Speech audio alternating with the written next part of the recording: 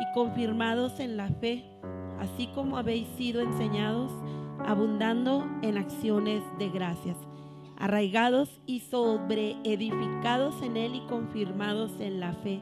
Dice, así como habéis sido enseñados, con acciones de gracias, abundando con acciones de gracias. Amén.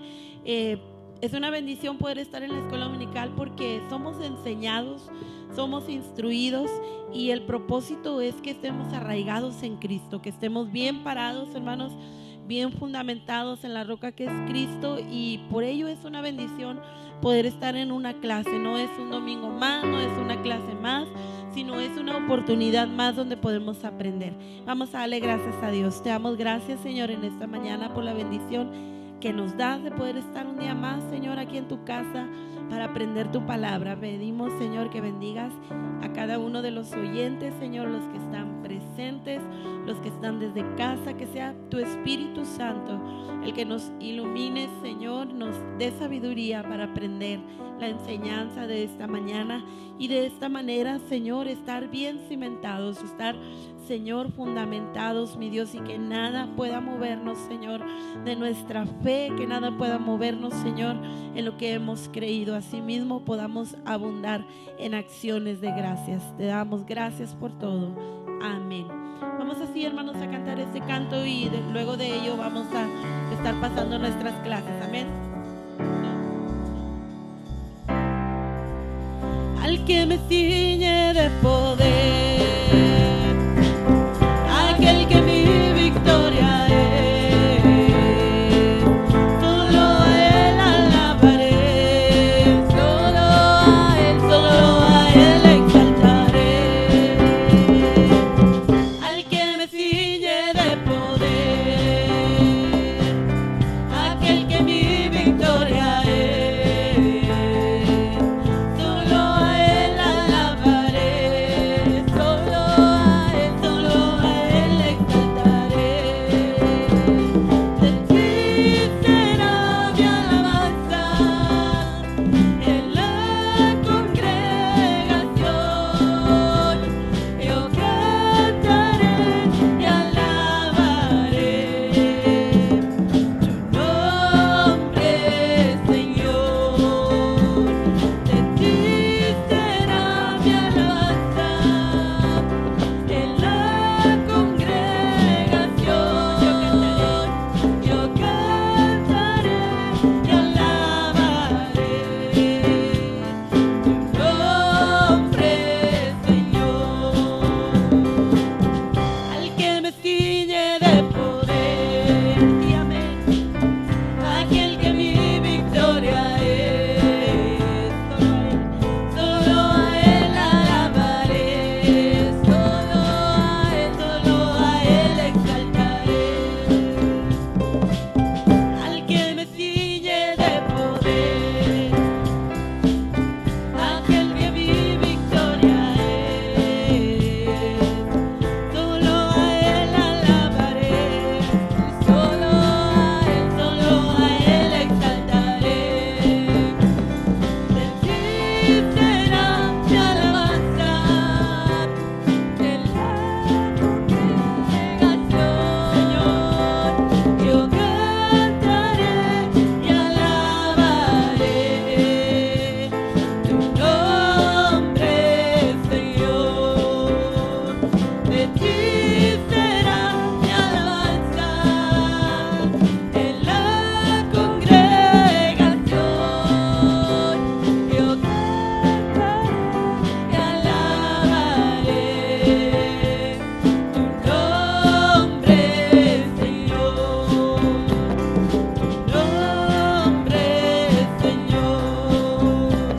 Tu nombre,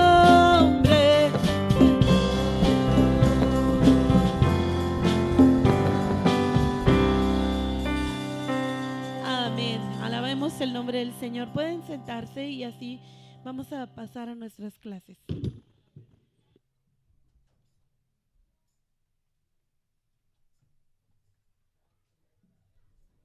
Muy buenos días, hermanos. Dios les bendiga. ¿Cómo amanecieron? Día nublado. Bonito, ¿verdad? Ya está cambiando el clima, hermanos.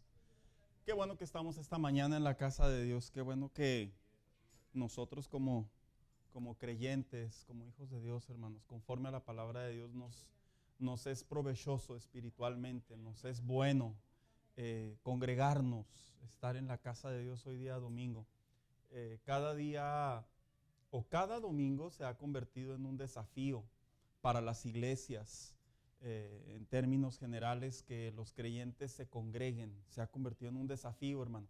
Y no que necesariamente digamos, pues la iglesia está haciendo las cosas mal, no necesariamente, sino más bien dicho, de alguna manera los creyentes optan, porque al final del día Dios no forza a nadie, hermanos. Los creyentes optan por no asistir, pero es nuestro deber, nos tenemos que recordar a nosotros mismos, como el salmista David lo hacía, cuando él exhortaba a su alma, cuando él hablaba de autoexaminarse, cuando él hablaba de buscar a Dios, cuando él hablaba de acercarse a Dios. Él tenía presente que una cosa eran las actividades del palacio, de la realeza, de su vida personal, pero otra muy personal era precisamente su relación con Dios. Y qué bueno que estamos aquí en esta mañana. Mire, básicamente nosotros, sigo insistiendo, ya estamos por finalizar la vida de este hombre, el rey David. Ha sido una vida muy interesante porque es de los pocos hombres en la Biblia que se habla mucho, hermano. No solo que se habla mucho, sino también es de los pocos hombres en la Biblia en donde se muestran ambos lados, su parte carnal, sus debilidades, pero también sus momentos de búsqueda de Dios. Y este hombre, la vida del rey David, sin duda alguna que es una vida biográfica que nos anima y nos enseña a que nuestra relación con Dios, en cualquier estado en el que se encuentre, siempre debe de buscar el crecer. Y creo yo que fue algo que sucedió en la vida del rey David. ¿Por qué? Porque lo que viene siendo el capítulo 22, el capítulo 23, son los capítulos en donde se dice que en su vejez, él los escribió. No necesariamente se los dan en su momento de muerte, pero sí se los dan que ya en su madurez él hace una reflexión de su vida, en donde empieza, diría alguien por ahí, a cerrar filas y se empieza a expresar qué es lo que hay en su corazón, posiblemente antes de morir o después de haber vivido tantos años. Todo creyente, cada día que vive su relación con Dios, debe de tener en cuenta que debemos de pensar más en nuestro Creador, en nuestro Salvador.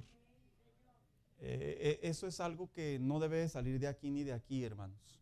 ¿Por qué? Porque la verdad, hermanos, cuando nos vayamos, pues no nos vamos a llevar nada.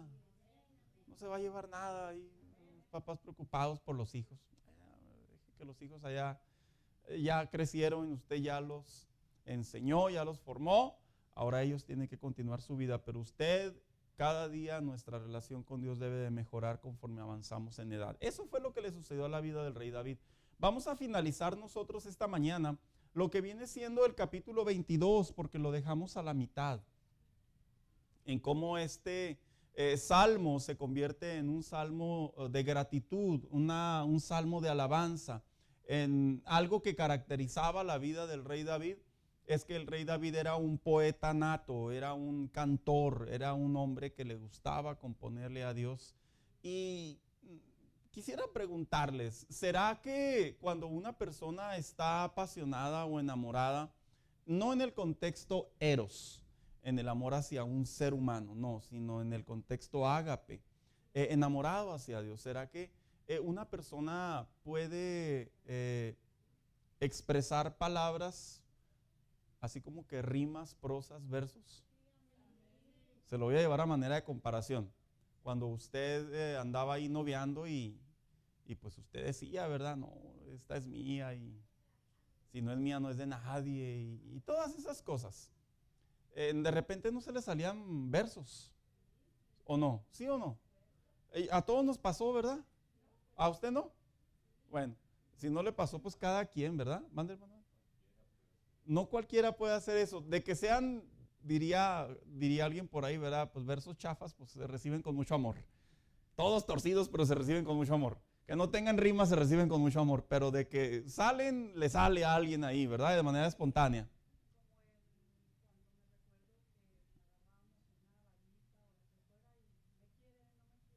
Ándele, ahí está una, ¿verdad? Betty.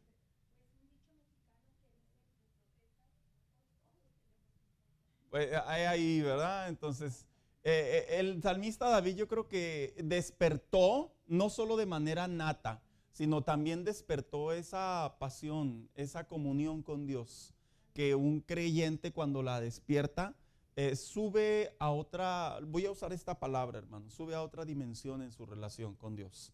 Porque mire, la vida cristiana es cierto, es de niveles. No deberíamos de estar siempre pensando que la vida cristiana nomás se trata pues cuidarse. No, la vida cristiana en realidad son niveles, en donde usted pasa de ser un recién salvo, un neófito, y luego va escalando, en donde va conociendo más de la palabra de Dios, es discipulado, llega a una madurez con el paso del tiempo. No crea que esto es una pastillita que le dan a usted y se la avienta. No, con el paso del tiempo y luego en esa madurez usted llega a apasionarse, a amar, a temer a Dios de una manera más profunda. Y eso es algo que inclusive en la vida del rey David, él lo experimentó. Entonces, vamos a terminar esta segunda parte en donde él escribe. Y a manera de resumen, el capítulo 22 dice el cántico de liberación de David, cómo él expresa cómo fue liberado por Dios de sus enemigos y aún sobre aquellos que oraban por él, en contra de él. El fuerte de mi salvación, cómo es que este hombre llamó a Dios el fuerte desde una perspectiva, un Dios que lo comparó con alguien con un cuerno, haciendo alusión de manera tipológica, veíamos la semana pasada, que defiende y que abre camino. Posteriormente veíamos en mi angustia invoqué a Jehová. Veíamos lo importante que es que uno debe de crear ese pensamiento en su relación con Dios. No me está yendo bien, en vez de agüitarme voy a clamar a Dios. No me está yendo como yo quisiera, en vez de, pues vaya, lamentarme y decir, ay, ¿por qué tuvo que hacer esto? ¿Por qué pasaron las cosas así? Mejor ir a Dios en oración y Señor, fortaléceme en momentos duros. Esto es algo que se aprende, hermano. No es como que, no, es que no todos los cristianos tienen ese sentir. Es que deberíamos de desarrollarlo. Para eso es la palabra de Dios. Para que todo creyente recurra a la doctrina, a lo que Dios nos enseña en momentos de angustia, invocar a Dios. Y siguiente, ataques físicos, emocionales y espirituales. Todo creyente experimenta estos tres ataques por lo menos. El ser hijo de Dios no nos exime de que seamos atacados.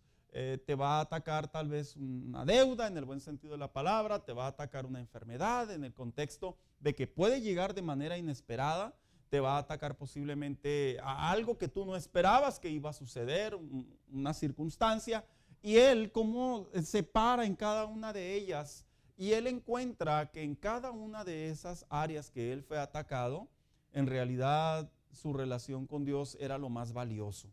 Como Jesucristo dijo, hay que temer, más bien dicho, a los que matan el espíritu. Los que matan la carne sale sobrando. Entonces cuando de repente, hermano mío, usted pase por ese momento, ese valle de ansiedad, de angustia, de desesperación, de oscuro, en vez de preguntarse, ¿y ahora quién podrá rescatarme, verdad?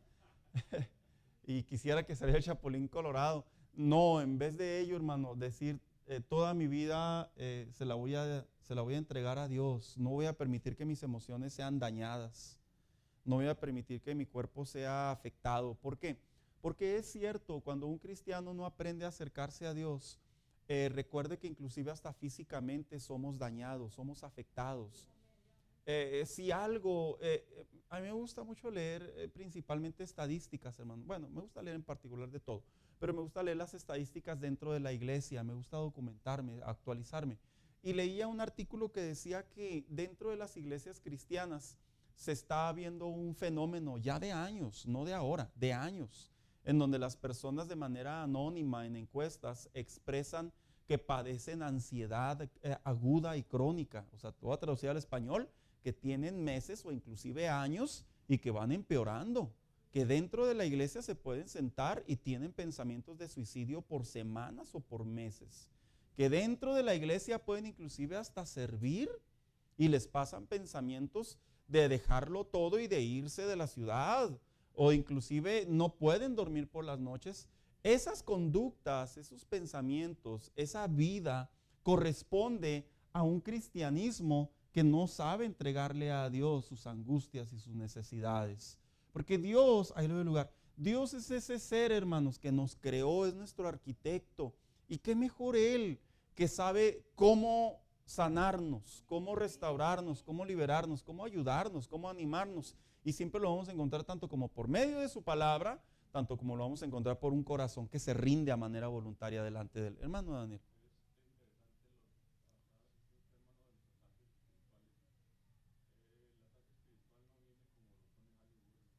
Ah, no, ¿verdad? No.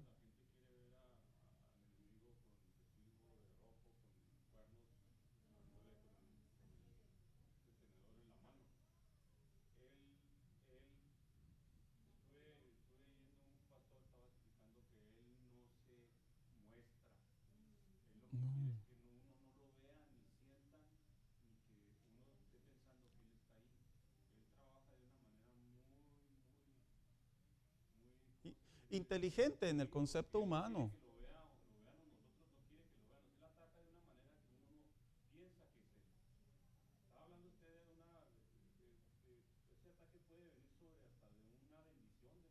Oh, sí.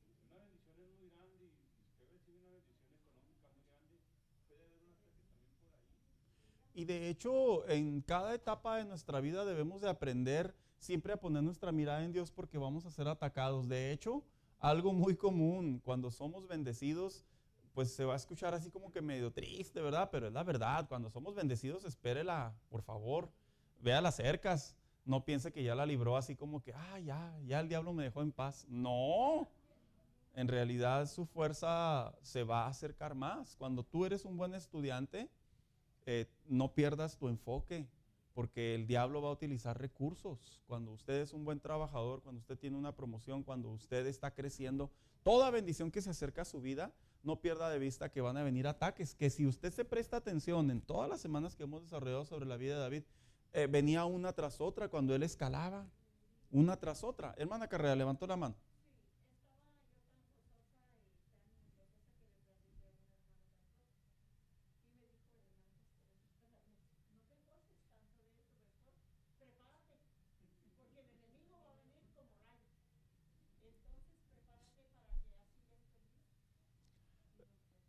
Tampoco vamos a estar todos paranoicos, ¿verdad, Señor? Mejor no me bendigas, ¿verdad?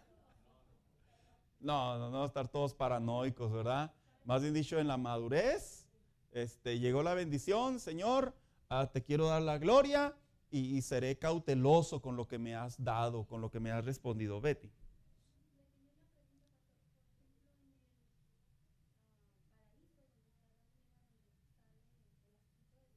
El Edén.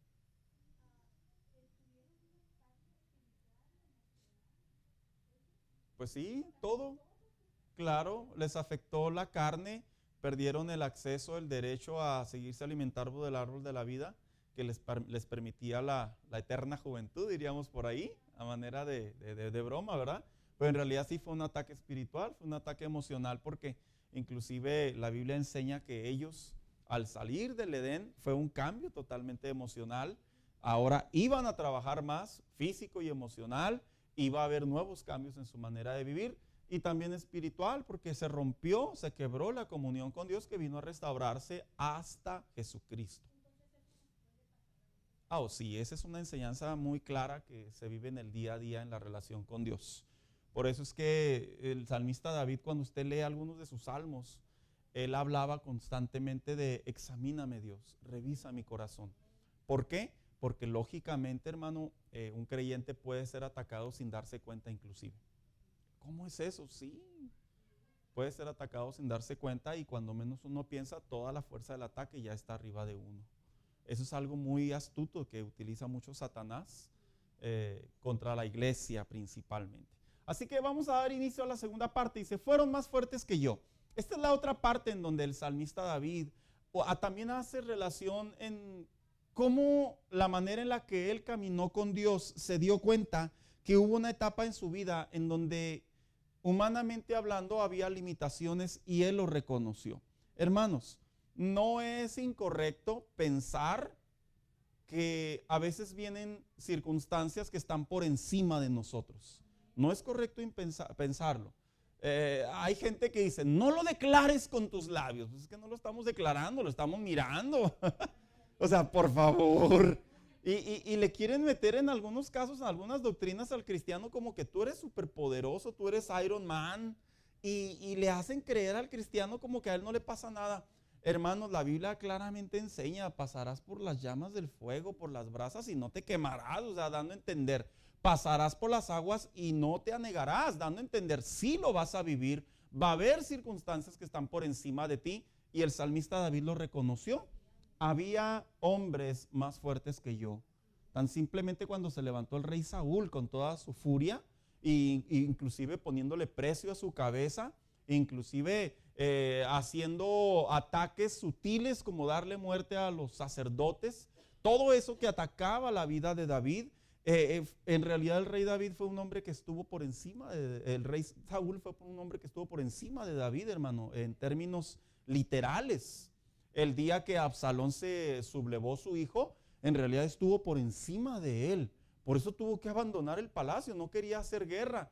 ¿Por qué? Pues porque sabía que iba a haber pérdidas y otras razones más. Entonces, generalmente, quienes nos hacen guerra son más fuertes que nosotros. Esto lo veíamos la semana pasada. Nadie viene a buscar pleito si no sabe por lo menos que tiene la intención de ganar. Y a pesar de que sabemos nosotros en nuestro entendimiento que esto es común, esto es un sentido de supervivencia, yo les decía la semana pasada, porque esto lo tomo como introducción, yo les decía la semana pasada, es interesante que el único que nos hace guerra sabiendo que va a perder, ¿sabe quién es? Satanás.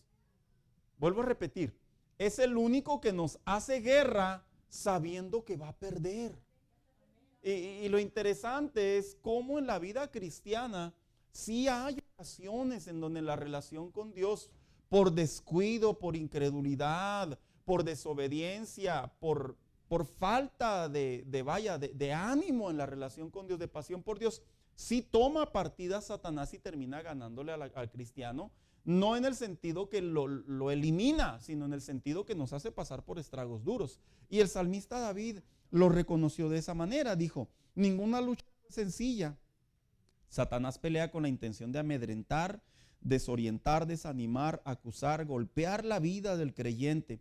Pero la ventaja del salmista es guardar los preceptos de Dios en su vida. Ahora, ¿cuál es la ventaja o cuál es el elemento, la llave para que cuando vengan esos ataques que están por encima de nosotros, esas circunstancias que están por encima de nosotros, no necesariamente son espirituales, hermanos, vamos a aclararlo?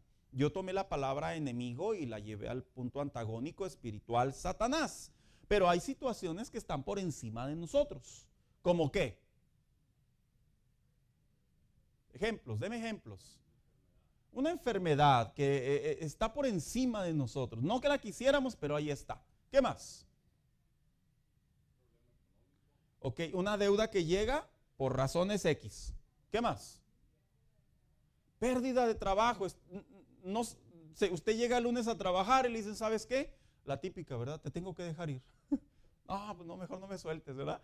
Pero uno dice, y uno programa que, no, pues este mes voy a pagar esto. Cosas que están por encima de nosotros. Una más. Ok, también nadie, cuando nuestros hijos están chicos, dicen que los problemas están ¿en dónde, hermano? En la almohada. Yo he escuchado esa frase de las abuelitas. Ahorita tus problemas están en una almohada, hijo. Que no puede dormir, que ahí va corriendo en la noche. ¿Verdad?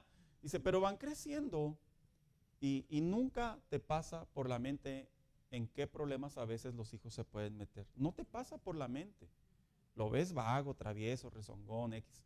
Pero no te pasa por la mente a qué punto te va a llevar a meter en un problema. Y a veces esas cosas están por encima de nosotros. ¿Por qué? Porque sabemos que no quisiéramos que sucediera. Quisiéramos meternos en la mente del chamaco, ¿verdad? Y decirle que no te das cuenta de lo que estás haciendo, pero el chamaco en la nube. El chamaco está ido. El mismo salmista David reconoce que la única manera en la que él pudo esperar y a la misma vez pelear y a la misma vez salir victorioso, ¿sabe cómo fue? Guardando los preceptos de Dios en su vida. Abra su Biblia, por favor, en Santiago 4:7.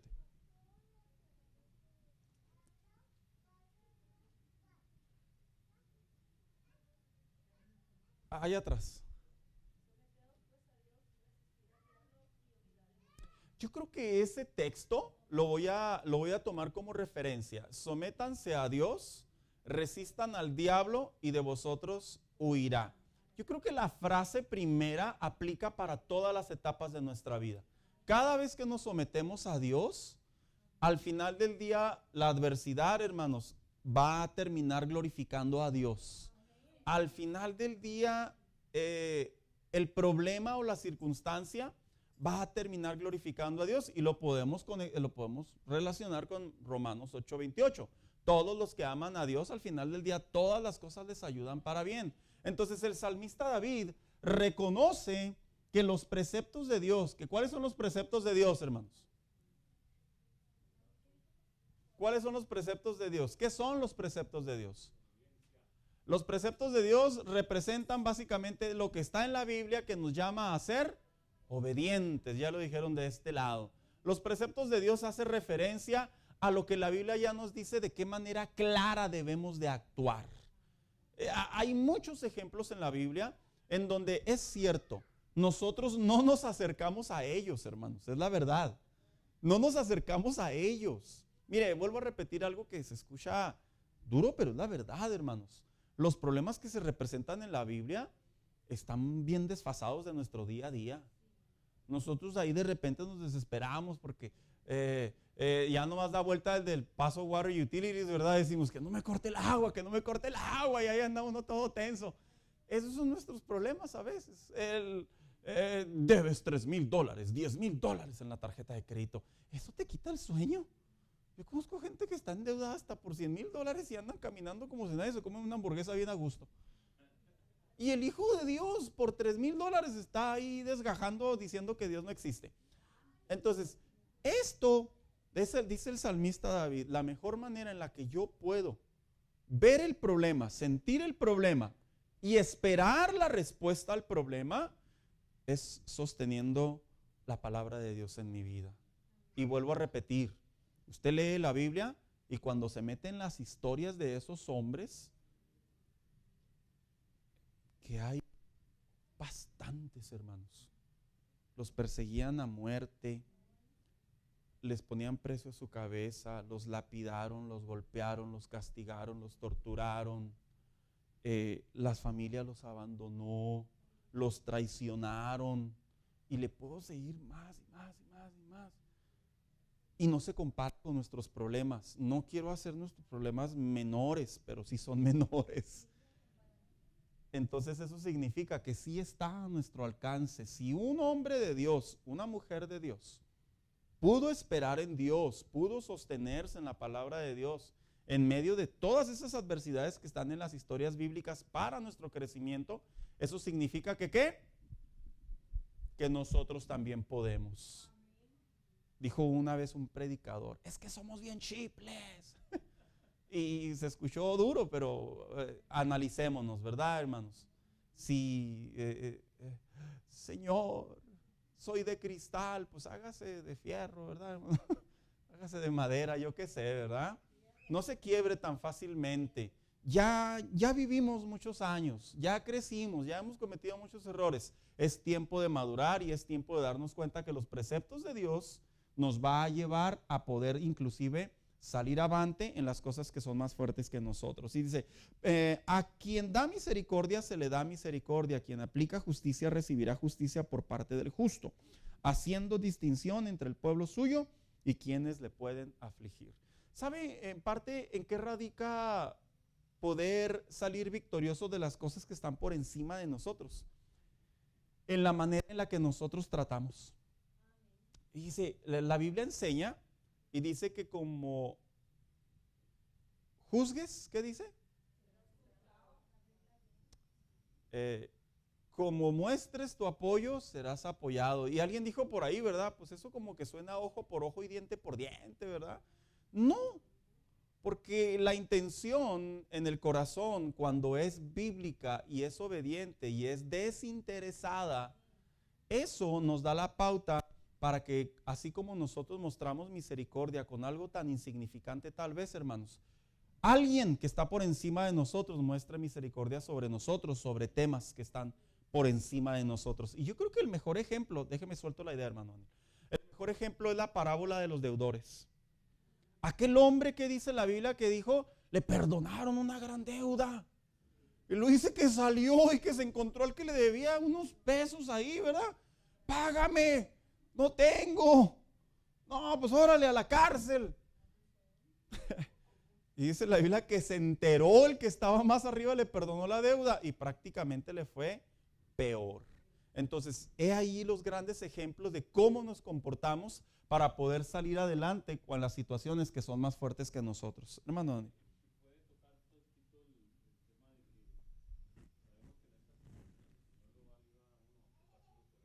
Sí.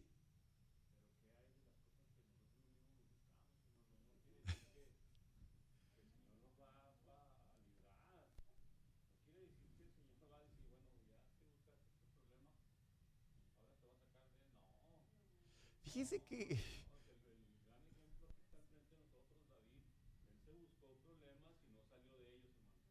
y lo interesante de ello, que también nos muestra ese lado doloroso y oscuro de la mala decisión de David, lo interesante de esto es que en medio de sus consecuencias, en medio de su paga, de su pecado, de su castigo, esas son las palabras correctas.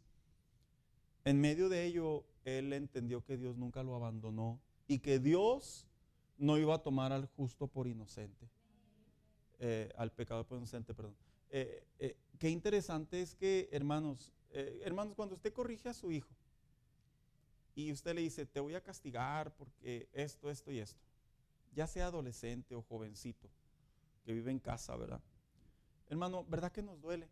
O sea, perdón que ya haya dado la misma respuesta, pero ¿verdad que nos duele, hermanos? ¿O no les duele a usted? Sí. Nos duele. Yo se los he dicho a mis hijos cuando les aplico un castigo, una corrección. Yo les digo, no creas que me da gusto, pero de alguna manera tengo que detener la mala decisión o la mala acción. ¿Por qué? Porque si no lo hacemos en esta etapa de la vida, posiblemente vamos a perder el hilo para forjar ese carácter. Y Dios, cuando nos corrige, es porque es el mejor momento para forjar nuestro carácter. Y lo interesante de esto es que aun cuando nos duele a nosotros como padres haber aplicado disciplina, castigo, corrección, hermanos, no los dejamos de amar. Y aún así, en nuestra carnalidad, ahí les andamos disminuyendo el castigo, los días, y como los niños, ¿verdad? 2 días no vas a ver tele. Ya el niño nomás la mira, a ver, el siguiente día, mami, ya la doblaron, ¿verdad, hermana mía? Bueno, hay mamás que no las doblan ni nada. Pero ¿qué tal las abuelas, verdad? Entonces, sí es cierto, David vivió esa mala experiencia de que las cosas que él en su pecado cometió estaban por encima de él, pero vio cómo Dios lo protegió. Entonces dice por aquí el siguiente, del 28 al 41, dice, él da fuerzas para pelear. ¿Sabía usted que hay gente que, decimos la frase, se deja morir? ¿Quién ha escuchado esos términos en los hospitales, en las novelas, en las series, en las películas? No, pastor, yo no veo tele. Bueno, yo sí, de repente.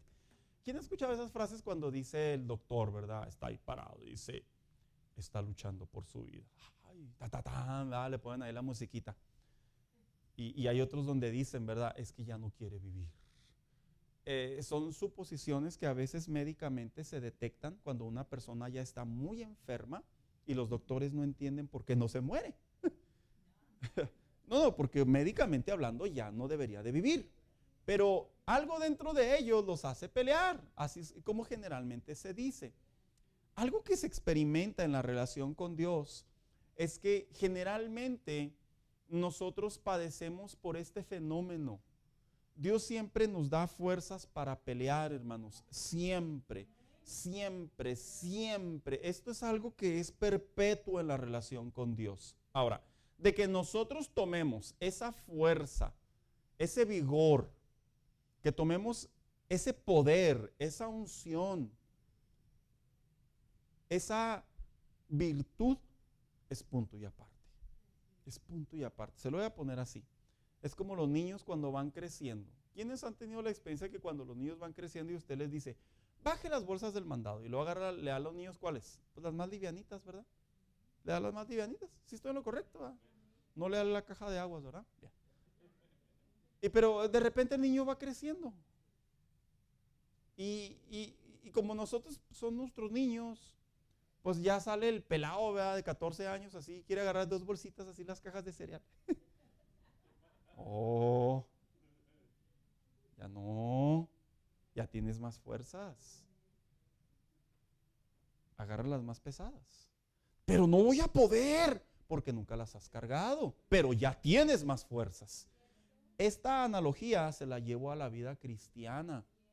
Conforme usted se alimenta de la palabra de Dios, conforme usted tiene comunión con Dios, conforme usted obedece la palabra de Dios, vienen fuerzas espirituales a nuestra vida. Y es la que nos da la capacidad para poder pelear. Lo que pasa es que a veces se nos queda aquí en la mente, pues vaya, no pude la vez pasada y ya volví a caer en el mismo hoyo y ya se te olvidó que por el hecho de buscar a Dios, ahora Dios te ha fortalecido más.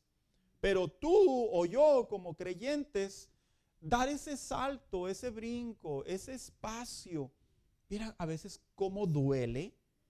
Duele porque decimos, es que no voy a poder. Hermano, para poder tener fe se necesitan fuerzas. Es en serio, ¿eh? O sea, tener fe no es la locura de que yo me aviento. Nel. Para tener fe se necesitan fuerzas y principalmente fuerza de voluntad. Porque puede haber mucha fe en el creyente, pero se hace teórica si no se mueve. Se hace fuerte cuando usted toma la fuerza de Dios, el vigor de Dios. Y como dice la Biblia en Mateo capítulo 7, pide y se te dará, busca y hallarás. Y luego dice, ve y toca y se te abrirá. Entonces, en realidad el salmista David, imagínese, el haber derribado a Goliat fue una gran hazaña. Eso sí es cierto, hermano. Fue una gran hazaña. El haber tomado, como le dijo a Saúl en su momento, al rey, ¿verdad? Mira, yo agarraba los leones y le sacaba las ovejas, ¿verdad? Del hocico. Fue una gran hazaña. Pero, ¿qué crees? Ahora te persiguen miles de soldados. ¿Qué crees? Hay un se busca y tu cabeza está ahí.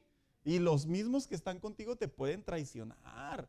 Entonces, David tuvo que aprender a tomar más fuerzas de Dios y leemos aquí, él reconocía la ayuda de Dios, la protección a su vida, pero también el tiempo de pelear o para pelear. Esto significa que nuestra vida debe de tener la iniciativa para avanzar. El propósito de las peleas es avanzar, hermano. No es perder, no es fracasar, no es retroceder. El propósito de las adversidades cuando vienen a nuestra vida, como decíamos al inicio, ¿verdad? Cosas inesperadas, indirectas, circunstancias que están fuera, por encima de nosotros, tiene como propósito que nosotros la veamos, la venzamos en el nombre de Jesús y continuemos con nuestra vida en Dios. Ese es el propósito de las peleas. ¿A poco usted cree que Dios permite en su soberana voluntad eventos, circunstancias que nos van a afectar, porque es la verdad, para que nosotros fracasemos? Llegó Satanás, ¿verdad? ¿Y qué le dijo? A ver, quítale todo a Job. Dios le dio permiso. Entonces eso nos muestra que la intención de Job no solo era conocer a Dios, como lo expresó en el capítulo 42, de a oídas te oí, mas ahora mis ojos te ven, sino la intención de Job también era pelear, hermanos. ¿Qué? Pelear su integridad, porque si algo estuvo en jaque en la vida de Job en esos 42 capítulos, más que su carne, ¿sabe qué fue? Su integridad. Su integridad. ¿Por qué digo su integridad? Porque era lo que quería quebrar Satanás de Job. Satanás no le interesaba la familia ni los hijos. Ese fue un conducto para quebrarlo, para pelear contra él. Pero en realidad a él le interesaba quebrar su integridad, porque si quebraba su integridad, ¿qué iba a hacer Satanás? Iba a volver delante de Dios y ¿qué le iba a decir? ¿Ya ves? Te lo dije. ¿Ya ves de dónde viene esa palabra? Por eso cuando digan te lo dije, hermanas, no lo haga, por favor. Y luego dice aquí, ¿verdad? Reconociendo que habrá que usar la fuerza para abrir camino debido a los ataques y barreras que enfrentamos para cumplir con la orden de Dios. Dios siendo nuestra lámpara para tener dirección y ser instruidos inclusive para ensanchar. David ensanchó mucho, hermano, de hecho, porque nuestra misión es la misión de Dios, a quien honramos con nuestra obediencia y lealtad. Eso es algo muy cierto. Si algo dentro de la humanidad de David y dentro de toda su manera de vivir carnalmente y sus malas decisiones, David sabía que se debía a su lealtad a Dios y lo reivindicaba. Fallaba delante de Dios, pecaba delante de Dios y él no se quedaba lamentando, hermano, así como que pues ya para qué le echo ganas, ya para qué voy a la iglesia si ya dejé de ir a la iglesia, ya para qué oro si ya de todos modos ya está todo echado a perder, ya para qué sirvo, hombre, si de todos modos ni sirvo para nada. Ay, hermano, como los cristianos sufren esos ataques y esos pensamientos. A veces me toca conversar con creyentes maduros y uso estas palabras y les digo, mira, te voy a recordar lo que ya sabes, porque no te voy a enseñar nada nuevo ni te voy a aconsejar nada nuevo. Tú sabes cuál es la salida y tú sabes que la salida es volver a Dios, así, no hay otra opción. No esperes que te diga una revelación, ni una iluminación, ni una profecía, ni que te diga, fíjate que Dios me habló. No esperes nada de eso. Te voy a recordar lo que tú ya sabes. Y yo creo que David, hermanos, cada vez que tomaba malas decisiones, que pecaba prácticamente, me atrevo a creer que David era una lucha interna, en donde él se decía, pues ya para qué le sigo, hombre, ya la regué bien feo. Ya la regué bien feo, ya para qué le sigo. Pero David se traía a la memoria que él era el ungido de Dios, que había sido ungido por Dios desde su niñez y que había recibido, ¿qué? La promesa profética que se perpetuaría su nombre.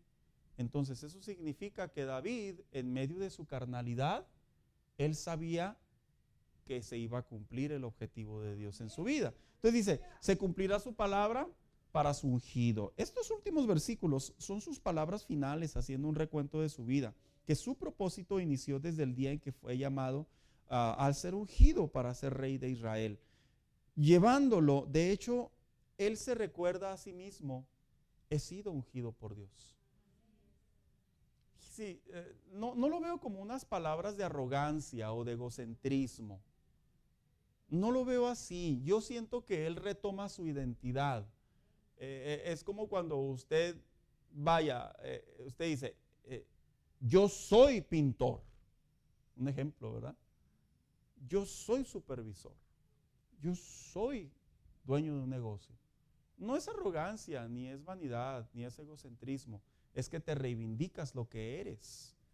Y no es malo decir en su relación con Dios cuando vienen esas diferencias, esos problemas, esas tribulaciones, es que yo soy hijo de Dios y Él está conmigo y no me ha abandonado. Y usted se reivindica en su posición delante de Dios. Yo soy una persona que tengo un llamado. O sea, hablando en tercera persona hacia usted. Yo soy una persona que Dios le ha dado talentos. Yo no estoy perdiendo mi tiempo. Y Satanás se está entreteniendo, pero yo voy a salir adelante. Y uno se tiene que mirar a uno mismo, hermano, y darse cuenta de lo que uno es en Dios. Porque a veces el tanto ver de manera visual la televisión o las tonterías que hoy en día ahondan en todos lados, muchos ya no saben ni lo que son. Y hablo de cristianos, Pues yo voy a la iglesia. Así te ubicas nomás. Pues sí, yo voy a la iglesia. No, tú eres un hijo de Dios, el Espíritu Santo de Dios mora en ti. Él hizo morada en tu corazón, en tu interior. Tu cuerpo es templo de Él. Él te ungió. Cuando Satanás te mira, no mira a un debilucho. Satanás mira espiritualmente a una persona que tiene la sangre de Cristo cubriéndole a él. Esa es la realidad, hermano. A veces, extrañamente, Satanás nos ve mejor que como nosotros mismos nos vemos.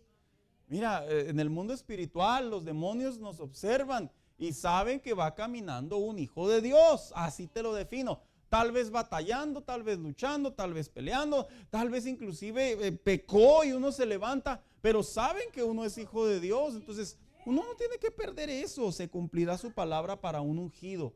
David, cuando pecó y llegó el profeta Natán y le dijo: mira, no te vas a escapar de esta, van a padecer estas cosas.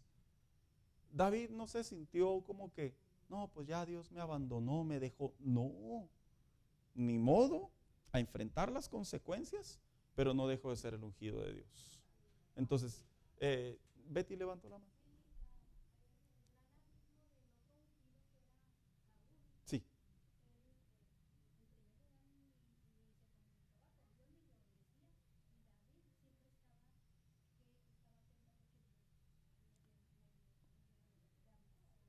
Y ese comentario que hace Betty tiene mucho que ver con los hijos. Hermanos, ¿quiénes tienen hijos que ya son adultos y aún se siguen comunicando con usted? No para pedirle dinero, por favor. También, ¿verdad? ¿Cómo se siente usted cuando ya se hace un hábito, que ya se casó, ya se fue de la casa o está estudiando y le sigue hablando? ¿Cómo se siente usted?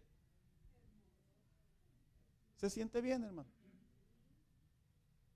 Es una sensación que yo no he experimentado como padre aún. Mis hijos están todavía en etapa de juventud. Pero supongo yo que se ha de sentir bonito. Que tú sabes que no te pasó como a otros, ¿verdad? Que el hijo se casó y parece que se desapareció, ¿verdad? Que suele suceder también. Ahora,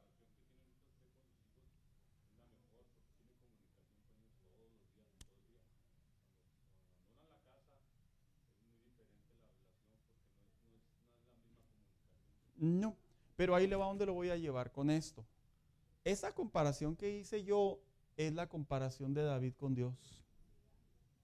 ¿Sabe cuánto? Bueno, pues claro que lo sabe. ¿Cuánto tiempo David estuvo lejos del arca? ¿Y qué dijo? Compuso ese precioso salmo: escogería estar en la casa de mi Dios. Fíjense, hay un dato bien interesante ahí que me trajo a la memoria. Se dice que Saúl puso guardia en la entrada del templo o en la entrada del lugar donde se adoraba a Dios, porque sabía la debilidad de David, que David en cualquier momento iba a ir a ese lugar. Entonces, figuremos a David ese sentir de que se tuvo que apartar físicamente. Mi analogía va a que como David mantuvo su relación con Dios y no perdió su identidad. Ahí va mi analogía. El Hijo de Dios, aunque a veces los problemas nos despegan, hermanos, porque sí pasa, hay ciertos problemas que nos debilitan espiritualmente hablando. Nosotros debemos de volver siempre a nuestra fuente. ¿Y cuál es nuestra fuente? La presencia de Dios. Llevándolo por diferentes caminos donde su vida fue protegida para cumplir con el llamado que recibió. Sin importar el grado de dificultad al que su vida se encuentre, será salvado gloriosamente por el gran rey Jehová, el cual había prometido que su descendencia sería recordada para siempre. Qué interesante que David, qué interesante la manera que uno debe de desarrollar en la vida cristiana. Ya le entregué mi vida a Cristo. Tengo una comunión con Dios, me congrego,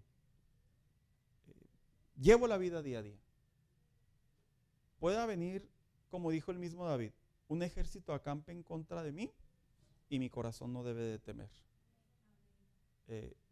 Cuando mis pies desfallecieron, ahí estaba tu diestra que me sostuvo. Y le puedo recordar más salmos, que no es mi intención, porque ya quiero llegar a la idea.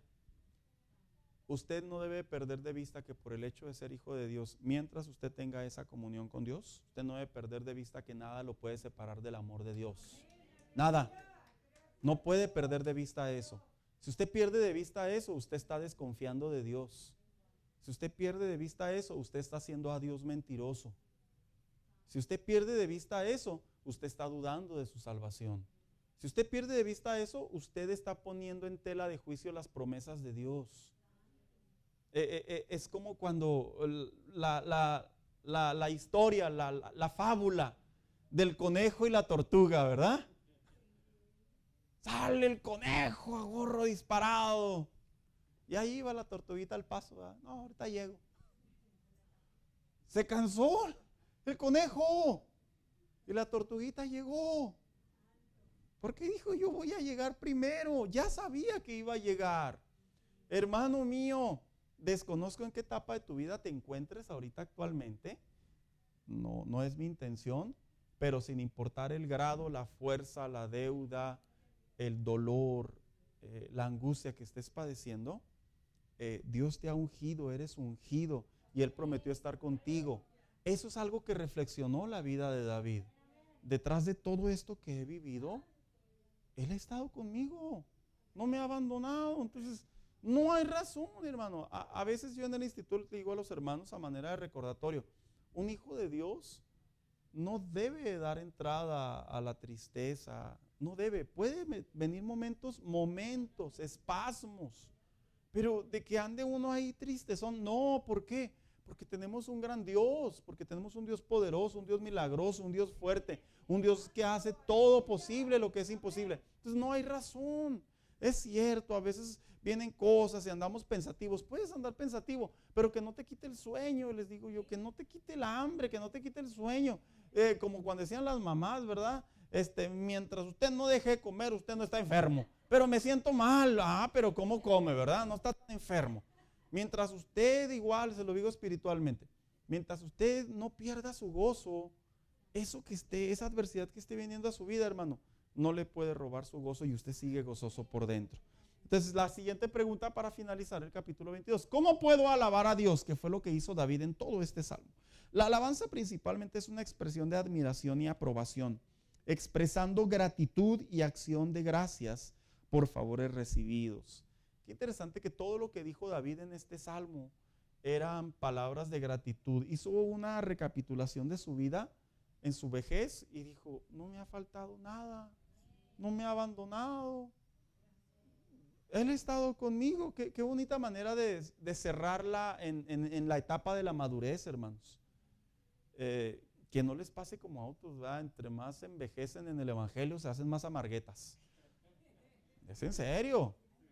El cristiano entre más envejece en el evangelio, y me refiero en el tiempo de vida, uno debe de tener más gozo. No, diría alguien por ahí, vean, no, es que ya cuando pasan ciertos años del evangelio, anda en su primer amor, al rato se le pasa. Pues entonces, ¿qué? Ya cuando uno llega a ciertos años del evangelio, uno se hace amargado ahí, ¿verdad? Y no, pues sí, ya tiene muchos años del evangelio, pues el hermano está bien amargado. No, al contrario, debemos de tener una comunión con Dios más apasionada, más comprometida, como le sucedió al rey David.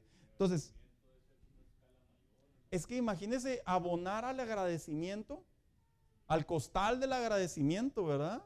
Wow, es impresionante, es abonar. Es como cuando le aumentan a usted el límite de crédito, ¿verdad? Qué buena onda, ¿verdad? Te vas a endeudar más, pero cuando usas esa tarjeta para pagar algo que no podías pagar, ¿cómo se le agradece al banco, verdad? Gracias por haberme aumentado el crédito, ¿verdad? Imagínense delante de Dios. Por eso es que esas palabras tan hermosas de Jesús, al que mucho se le perdona, mucho agradece, mucho ama. Entonces, entre más crecemos en el evangelio, se nos debe de notar más el gozo. Bien, se alaba a Dios con la voz. Es cierto, ya superamos esos años de, no, yo aquí en la mente traigo al Señor. Ya sáquelo de la mente, mejor póngalo en la voz, ¿verdad? Y cántele y agradézcale. Que le digan loco, no le hace, sáquelo con su voz. Venga a la iglesia, no ore en la mente, por favor, aquí en la iglesia. No, pastor, es que no quiero que nadie me escuche. Entonces, ore en voz silenciosa, pero por favor, no ore en la mente. La mente divaga mucho divaga la mente. Yo le decía a los muchachos, es que estoy orando en la mente, me decían. Sí, y también le dices a tu novia con tu mente que la quieres, así le decía. Así la miras a los ojos y nomás dices, no, le dices muchas cosas, y con la voz, y con los dientotes, y con todo. con el grano y les decías, pues, les hacía bulla, ¿verdad? Les decía, pero le decías algo, querías que ella, ¿qué? Te escuchara. Y la Biblia dice que Dios inclina su oído para escuchar la voz de sus hijos.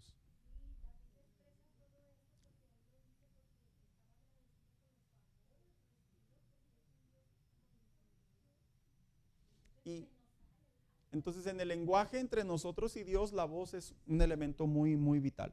Se alaba a Dios en toda circunstancia. Dijo alguien por ahí, ¿verdad? Es como los niños cuando están chiquitos y no están enfermos. ¿Cómo son los niños, hermanos? Andan saltando y brincando, ¿verdad? Pero nomás enferman los niños y ¿cómo andan? Y lo que dice la mamá le pica ahí con un palito, ¿verdad? Ándale, sáltale, ¿verdad? Casi, casi. ¿Por qué? Porque saben que andan enfermos. Así le pasa a muchos cristianos. Nomás les va mal un mes y se les nota. Ya quieren que el pastor les diga, ¿qué tiene, hermano? Cuénteme, llore aquí, por favor. Vaya, llore con Dios y dígale a Dios, me levanto en tu nombre. Y si necesita un consejo, pídalo al pastor entonces. Pero no deje que las circunstancias le apaguen su gozo. Pues ¿para qué digo que Él hace milagros y tal y me contesta, verdad? No, ese canto no es cierto. No, todos los cantos son ciertos, hermanos, cuando tienen el argumento bíblico. Siguiente, aclamando con voz de júbilo. ¿Qué es voz de júbilo? Oiga, dirían los antiguos, ¿verdad? No, eso no es voz de júbilo, ¿eh? ¿Cómo me acuerdo aquella vez que dijeron, a ver, voz de júbilo? Y estaban los chavos ahí, y esa cosa no es voz de júbilo. Bíblicamente el voz de júbilo era un ¿qué? Era un tono. ¡Ah! Y salían a pelear, hermanos. Porque ellos creían que esa expresión les daba fuerza. Por eso, cuando usted ve a los orientales, para que no me van a corregir más tarde, que no era coreano y que era chino y hacía. No, los orientales, cuando usted ve las películas, cuando tiran un golpe, ¿qué hacen ellos? Porque en la filosofía de ellos es que el golpear y soltar la voz, como que ahí hay un doble combo ahí, ¿verdad? Lo digo de manera de broma. Pero ellos dicen, es algo que ellos creen. Desafortunadamente hasta ahorita no me ha golpeado ningún oriental, no puedo decir si se recibió el golpe doble, pero ellos lo dicen. Entonces, el grito de júbilo, la expresión, ya sea para la batalla o ya sea para glorificar a Dios, hermanos, era una expresión que tenía pasión, que tenía adrenalina, que tenía fuerza. Por eso es que las iglesias pentecostales de antes eran, hoy en día les llaman muy escandalosas, ¿verdad? Pero eran muy jubilosas antes. Y en ese júbilo, ¿qué pasaba? Y se descendía la presencia de Dios. No eran emociones, hermanos. No eran emociones, es que el cristiano entendía lo que era la voz de júbilo. Entonces el salmista David, mire, viera qué bonito es cantar con fuerza a Dios cuando a uno le está yendo de la patada. Mira, el hermano está bien gozosote, de seguro le está yendo muy bien. No, si supieras que le está yendo de la patada. Es en serio, como una vez nos dijeron a nosotros, lo digo ya dentro de ella. Estábamos los pastores, mi esposa y yo, exponiendo una situación a la iglesia y nos dice una hermana, es que como ustedes siempre andan bien contentos, no pensábamos que estaban pasando por esta situación. Es que no se nos nota. ¿Por qué? Porque nuestro gozo no depende de las circunstancias, nuestro gozo depende de nuestra comunión con Dios. Entonces, hermano mío, si usted ve a un hermano aquí en la fe, ¿verdad?, que anda bien gozosote, pues piense dos cosas. O el hermano le está yendo muy mal, muy mal, muy mal. O el hermano le está yendo muy bien, muy bien, muy bien, muy bien. Piense cualquiera de las dos. Y ya si quiere, cuando se le acabe el gozo y se acabe el culto, dígale, hermano, ¿cuál de las dos, verdad? Para saber si me gozo contigo. Pero cántele con gozo. Es lo que hacía David. Cantándole a él, es cierto, no reclamándole, ¿verdad? Cantándole a él. No reprochándole. Cantándole a él, postrándose sobre sus rostros. Esto es algo bien hermoso, hermanos. Parte de la alabanza a Dios, del cántico a Dios, era el postrarse literal, no simbólico ni metafórico, literal. Era una manera en que el creyente en los tiempos bíblicos, Levítico, en los tiempos de Moisés, ponía su frente literalmente sobre el polvo. Era una manera simbólicamente de rendición a Dios, pero literalmente que la gente supiera que ese hombre se estaba humillando, postrándose, reconociendo a un ser supremo, en este caso a Jehová. Siguiente, cantando sobre él. Entonces, esta es otra de las maneras en la que uno puede traer a la memoria todo lo que Dios hace por uno. Yo creo que este salmo, hermano, como decía hace 2 semanas, este salmo es un salmo legendario. Se hizo un salmo legendario. Usted lee la historia de este cántico, de este libro, y dicen los estudiosos que era recordado y cantado por el pueblo. Así como cuando David compuso un canto tras la muerte de Saúl y Jonatán, ¿sí se recuerda? Que dice que compuso un canto para ellos y se cantaba. De la misma manera este salmo era un cántico en donde se recordaba a David y wow, es algo impresionante, hermano, sinceramente. Mire, ya se nos vino el tiempo encima. La semana que entra vamos a ver hombres valientes pero sin título. ¿Cómo es que el siguiente capítulo David expresa también no solamente gratitud y bondad y generosidad hacia lo que Dios había hecho con él, sino que también expresa gratitud hacia los suyos, hacia sus hombres? Pero más que expresar gratitud hacia sus hombres, a mí me llama la atención cómo, le voy a pasar un poquito ahí el dato. Estos 37 hombres que dice este capítulo, que fueron los que él trae a la memoria, dicen los estudiosos que estos 37 hombres, la gran mayoría de ellos pertenecía a quien cree, a los que habían estado con él en la cueva de Adulán. O sea que habían sido hombres afligidos, hombres que habían vivido una injusticia, hombres endeudados. ¿Y cómo les cambió la vida, hermano?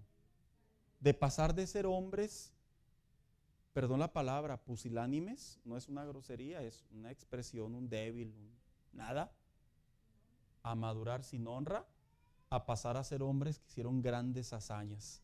Yo creo que eso es algo digno de aprender, porque nuestra vida en Dios puede dar esos giros, hermanos. Sí los puede dar. Tal vez pasamos por un momento adverso en donde estamos socavados o estamos desde el principio otra vez, pero como en Dios, pelear para Dios, ser leal a Dios, nos lleva a pasar a ser de hombres, ahora sí que afligidos, a hombres valientes. No importa que no haya título, pero Dios nos reconoce como tal. Vamos a ponernos de pie, hermanos, en esta mañana. Vamos a darle gracias a Dios.